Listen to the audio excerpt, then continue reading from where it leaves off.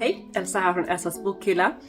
Jag har varit på bokmässan och jag har gått bananas. Jag har köpt, jag vet inte, jag ska kolla inte, 9 stycken böcker. Det var länge sedan jag har köpt det på mig så här mycket böcker. Jag tror att det är för att kompensera att jag är en lässvacka. Jag tröstar mig själv genom att köpa böcker. Ni vet ju, att köpa böcker och läsa böcker, det är 2 helt olika hobbys. Och jag älskar dem lika mycket båda 2 och jag har dem lika mycket. Men nu tänker jag att jag visar upp vilka böcker jag fyndade och hittade på bokmässan helt enkelt. Och det är en hel del som sagt, så vi kör igång på en gång. Den första boken är en facklitterär bok som jag har velat läsa länge. Och författaren stod där, så jag gick fram och sa hej och frågade om jag kunde få en signerad. Och det fick jag såklart. Jag pratar om Mammorna av Alexandra Pascalidou. Väldigt fint där. Hela liksom sidan. Och det var jättemysigt att prata med henne, jättehäftigt. Och hon har ju precis kommit ut med papporna, men jag har inte läst Mammorna än. Så jag tänkte att jag skulle göra det. Jag vet att den finns som ljudbok också. Så men det här är en pocket så det kan vara ganska nice. Men det känns väldigt bra att ha det. Och jag känner att jag är inne i en period där jag börjar bli sugen och sneglar på facklitterära böcker. Så andra boken jag ska visa upp är en bok som jag fick. För jag köpte guldkortet och då fick man en goodiebag. Och i den så fanns det en bok. Och det är en bok som jag har sett lite överallt. Sångfåglar av Christy Leftery kanske. Nominerad 2022 till årets bok blev det. Jag vet liksom inte vad den handlar om faktiskt. Ja, det är Cypern i alla fall kanske. Ja, men jag har inte läst. Jag vet att hon har en annan bok också som har varit ganska populär och som man har sett lite här och där på Bookstagram och på Booktube. Men jag har inte läst någonting av henne. Jag tycker den här är så snygg. Så jag blev positivt överraskad när jag såg den i kassan helt enkelt. Jag har ju sagt att jag har typ gjort slut med svenska deckare. Men det är en författare som jag följer inte många författare på Instagram. Men henne följer jag och jag är väldigt nyfiken på hennes böcker. Så att jag såg den här och tänkte okej, jag ger det väl en chans. Jag pratar om Anna Bågstam, Ögonvittnet. Det här är första boken i hennes serie. Jag vet inte. Brutalt mord, Öresund befinner vi oss. Det är en tempofylld och spännande deckare som utspelar sig i Öresundstrakten. Harriet. Ärligt talat, det här låter som en klassisk svensk deckare som jag har gjort slut med. Som jag liksom inte vill ha något mer och läsa mer. Men, jag gillar författaren. Och jag har bara hört bra saker om den här. Så jag och svenska deckare är on a break. Och vi börjar flirta med varandra igen. Jag och Anna. Sen en bok som jag blev överlycklig när jag såg. Och det var som inget tvekan, den ska följa med mig hem. En tunnis som jag har sett lite här och var. Men som min favorit booktuber Books with Emily Fox. Hon tjatar om den här boken. Hon tycker den är fantastisk. Och jag är sjukt nyfiken på den. I Who Have Never Known Men av Jacqueline Harpman kanske. Och det här ska vara tydligen någon slags dystopi kanske. Det är ett flertal kvinnor som är inlåsta i källare. Och sen händer det massa saker. Man ska tydligen inte veta så mycket om den här boken mer än så. Att det ska vara kanske någon feministisk touch. Som samhällskritisk på det sättet. Och förutom att den är sjukt snygg. Så är den en tunnis. Och jag har hört henne tjata om den här boken. Så jag tänker att jag måste ge henne en chans. Och den låter som en bok som jag skulle gilla. Och jag älskar när folk säger du ska inte veta så mycket om den här boken. Vet bara det här och läs. Då blir jag direkt nyfiken och tar gärna upp den.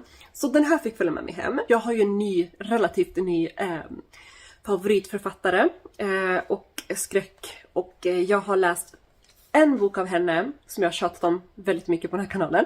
Och sen har jag läst en novellsamling. Och så hittade jag en annan novellsamling som jag inte har läst. Jag pratar om Mariana Enriquez och The Danger of Smoking in Bed. En liten novellsamling. Mariana Enriquez är hon som har skrivit Vår del av natten. Som jag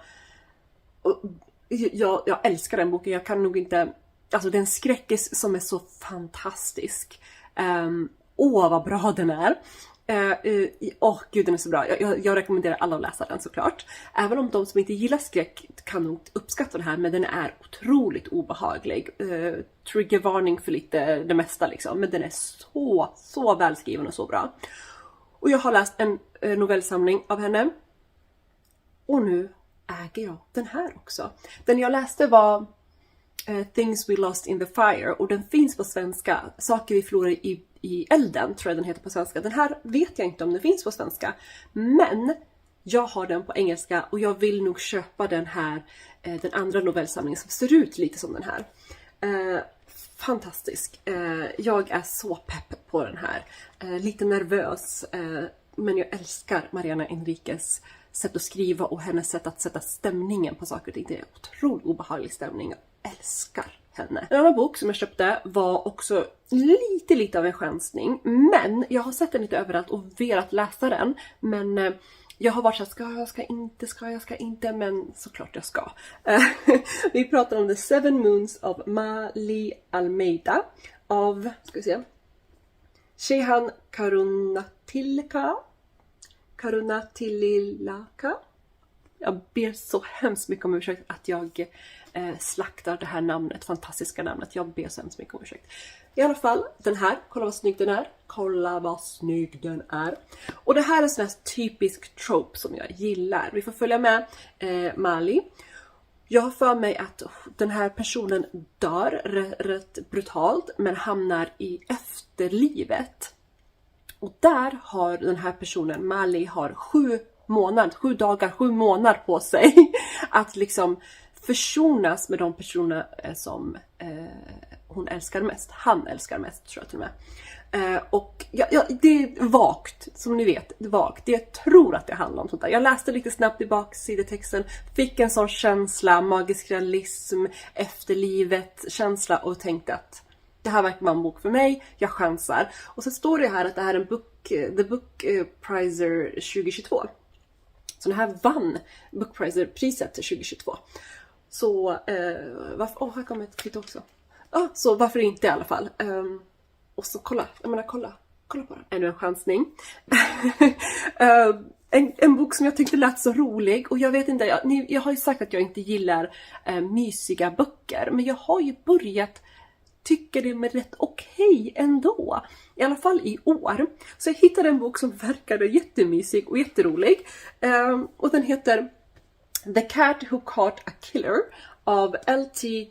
Shearer, kanske man uttalar det. Jag vet inte så mycket mer än att vi får följa med en kvinna.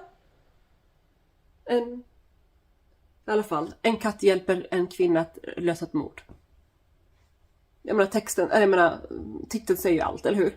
Så jag tror det. Jag tycker det verkar så himla mysigt. Jag tycker om att läsa böcker med djur som har liksom i alla fall djur jag tycker om. Som har liksom som har ett kapitel eller en karaktär och sådär. Och katter är mysiga, tycker jag. Jag är både katt- och hundmänniska. Och såklart måste jag ju testa. Okej, nästa bok köpte jag av 2 anledningar. Som själva idén, själva titeln, ni kommer fatta.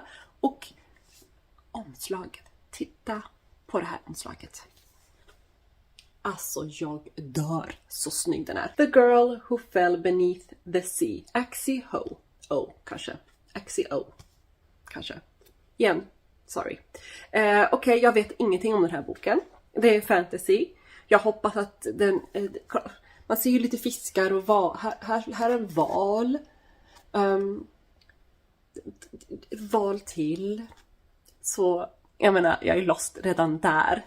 Det känns som att hon ska falla i havet. Handlar det om havet? Jag vet inte. Det låter så. Jag chansar. Kolla vad snygg den är. Så det är på den nivån. Jag vet faktiskt inte riktigt vad den här handlar om. Mer än att den är väldigt snygg och titeln lockar mig. Och så bara står det, en annan sak som jag inte tycker om är att baksidetexten, när den är bara massa citat av folk som tycker om den. Men vad handlar det om? Jag vet inte. Det står så här: beautiful säger hon den här. Enchanting säger den här. Tale of bla bla säger den här. Men alltså vad betyder det? Och så står det bara: don't chase fate. Let fate chase you. vad betyder det? Vart är vi någonstans i den här berättelsen? Vem handlar det om? Vad händer? Vad ska jag lösa? Jag vet ingenting och det står ingenting. Det står ingenting. Och sen ska man bläddra någonstans och hitta antingen bak eller här fram. Står det en massa saker. Men som sagt, jag vet inte. Jag bryr mig inte. Den är snygg. Titeln lockar mig. Det fick följa med hem. Så. Varför måste jag förklara mig varför jag köper böcker? Jag köpte den var fin. Låt mig vara. Sista boken. Ännu en facklitterär bok som jag verkligen vill läsa och är nyfiken på. Och det är Kurdspåret av Joakim Medid. Sverige, Turkiet och priset för ett NATO-medlemskap. Hela den här NATO-processen när Sverige vill vara med i NATO och Turkiet sätter krav och säger att de måste lämna ut vissa av våra medborgare. Och vad som händer där. Och jag är jättenyfiken på det här. Hur kunde vi göra så? Jag trodde bättre om oss, Sverige. Och jag tycker bara det här verkar så intressant. Det händer så mycket och jag har inte hört så mycket om det här. Och han har grävt i det här, journalisten.